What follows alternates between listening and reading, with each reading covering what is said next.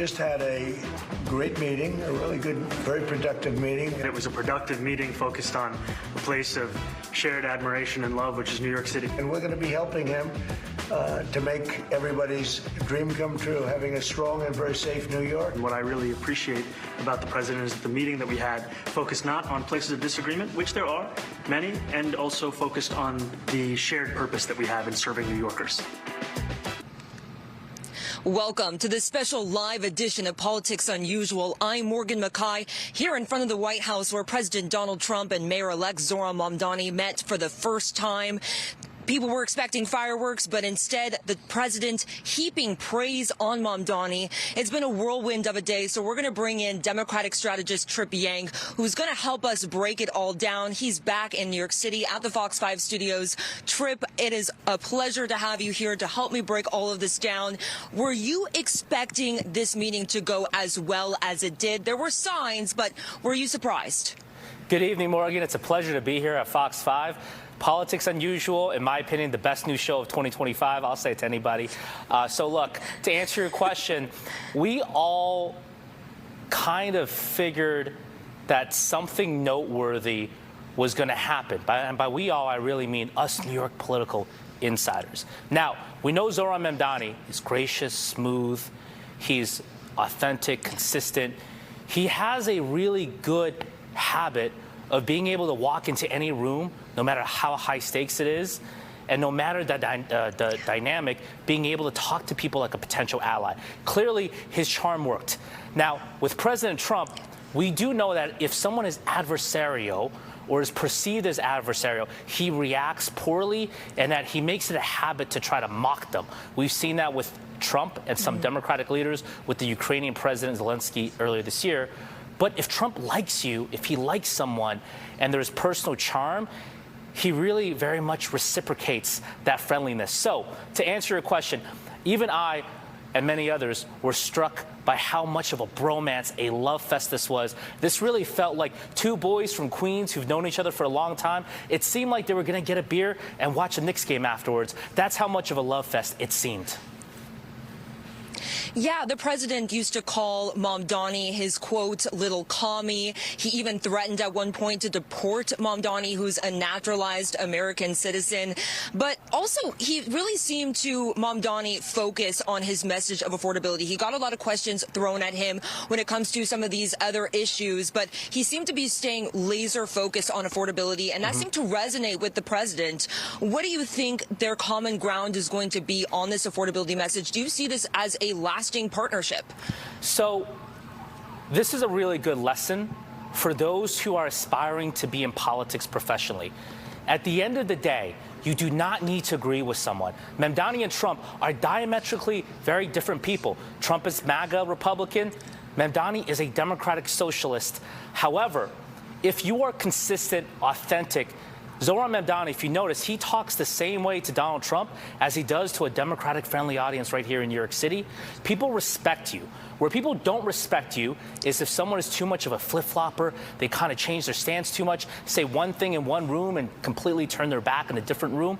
No one respects inauthenticity. People respect authenticity. Mamdani does that really, really well. And look, I will say this.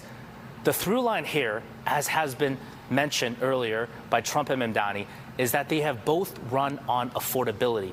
Mamdani, of course, this year to much success. Donald Trump last year, when he ran for president, the most disciplined version of the Trump campaign last year was that he, if he's elected president, would lower your egg prices, lower the cost of gas. For example, he blamed it on Joe Biden.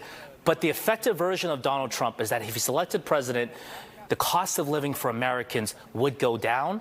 He was very successful with that in 2024, and that's the through line. And it was very, very smart for Mamdani to focus on affordability. The final thing I'll say in this moment is that why Zohran Mamdani is such a gifted communicator and politician is that he doesn't let these slights distract him. Even when Trump calls him a communist, belittles him, he actually always redirects it to the #1 crisis facing New Yorkers, which is this affordability crisis. That is a sign of a gifted communicator, a very mature elected official. The president even saying that Mamdani has a chance to make New York City great again. That's his slogan. But, you know, a lot of people were expecting that Republicans could use Mamdani this next year in the midterm elections as a way to help Republicans win some of these congressional seats. But do you see maybe even a possibility of Trump trying to work with Mamdani on affordability to help Republicans? Do you see that as maybe a possibility? Well, President Trump repeatedly in the Oval Office today mentioned how much he wanted to deliver federal support for New York City. So, look, if you're the House GOP caucus, if you're the House Republicans, and you're thinking that this Democratic Socialist Mayor Zohran Mamdani is a silver bullet to defending their House majority in Congress, those plans might have been stalled today. Yeah, and there was a few moments there when Trump was asked to Mamdani was asked to clarify some statements that he made about the president in the past, including, for example, when he called Trump a fascist. There's actually a clip here that we're going to play real quick.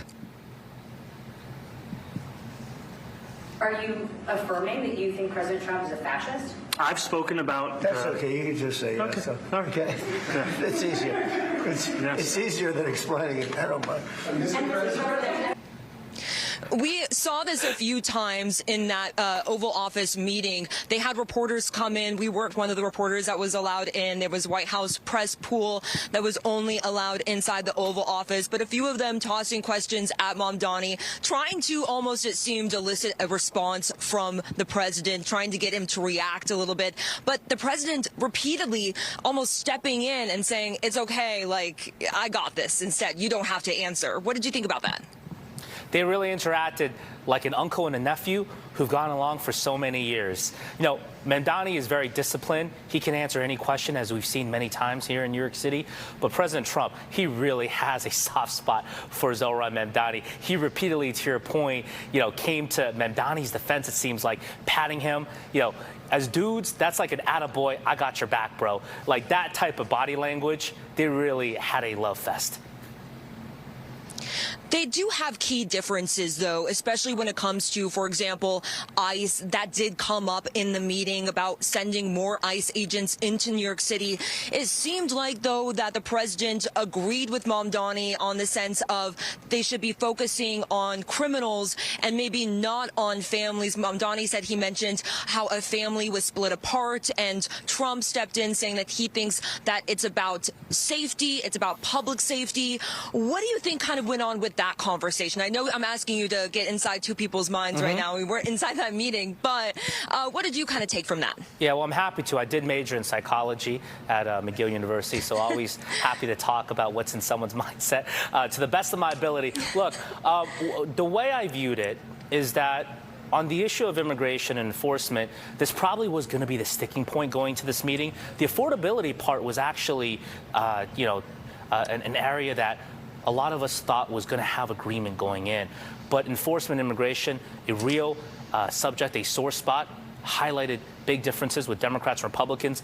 Look, Mamdani kept to his message, which is if it's a violent crime, there's about 170 crimes that the New York City law allows city government to interact, communicate with the federal government on enforcement. However, there are many cases where these civil rights are being violated, and many cases where ICE agents have overreach and over-enforcement, and Mamdani gave an example of that. And President Trump seemed to agree with it, or at the very least seemed to be amenable to hearing the mayor-elect's arguments. That shows me that when he is mayor, Zohran Mamdani is going to be a very effective advocate, not just in terms of federal funding, but also in terms of influencing federal policy to benefit New Yorkers. Yeah. Really quickly, Tripp, just really quickly, in 30 seconds less, I just wanted to get your take really quickly. Someone posted on social media kind of making a joke about how Senate Minority Leader Chuck Schumer, how Trump is endorsing him, Mamdani, before Senate Minority Leader Chuck Schumer has even had a chance to meet with Mamdani in public. What do you take from this? That was really funny. Look, at the end of the day in politics, being authentic, being gracious, going into the room, shaking folks' hands, even when they are diametrically opposed to you on the surface, it can get you a very long way. Zohran Mamdani is emblematic Okay, I'm of that. sorry, Tripp. I have to interrupt you. I'm so sorry. We are out of time. I really appreciate you. Thank you so much again. I'm going to be wrapping up here and tossing things over to my colleague, Robert Moses, who's going to handle the rest of the show.